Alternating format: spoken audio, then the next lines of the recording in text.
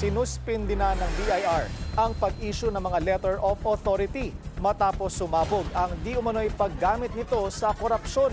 Pero para sa isang tax expert, kailangan na ng bagong ahensya para mga siwa sa pagkolekta ng buwis. Yan ang agenda report ni Attorney Karen Jimeno. Panahon para i-abolish ang Bureau of Internal Revenue. Yan ang mungkahi ng global tax policy expert na Simon Abrea.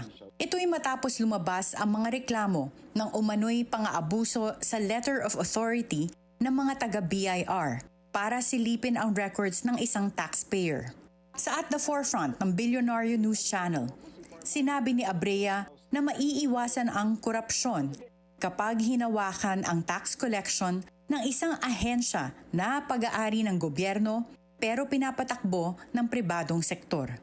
Yung recommendation natin is based dun sa study natin, similar dapat sa Singapore. Not because, kasi madalas sasabihin nila maliit lang ang Singapore. No, it's the system, not the scope.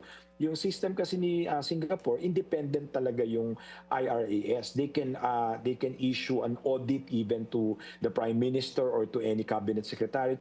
Para hindi mabiktima ng tinatawag na LOA kickback scheme, dapat malaman ng mga negosyante at iba pang taxpayer ang mga dokumentong kailangan isubmit kung magbabayad ng buwis.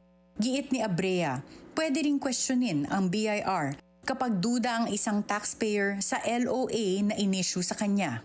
From experience, the BIR will always assert talagang aggressive yung mga yan. But if you have all the documents, then there's nothing to fear. In fact, they have a tendency, nagsabit ka ng documents, mag-i-issue ulit sila ng notice. So you have to question that.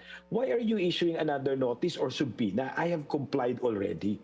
Paniwala naman ni Abrea, mas madaling makulong ang taong sangkot sa flood control scandal kung kakasuhan sila ng tax evasion. Kasi unexplained wealth is prima facie tax evasion case. And Al Capone case is always a reference pagdating sa mga crimes na mahirap i-prosecute. Pinasuspindi na ni Finance Secretary Frederick Go at BIR Commissioner Charlie Mendoza ang lahat ng field audits at related operations ng BIR dahil sa kontrobersiya sa LOA. Para sa agenda, Attorney Karen Jimeno, Bilyonaryo News Channel.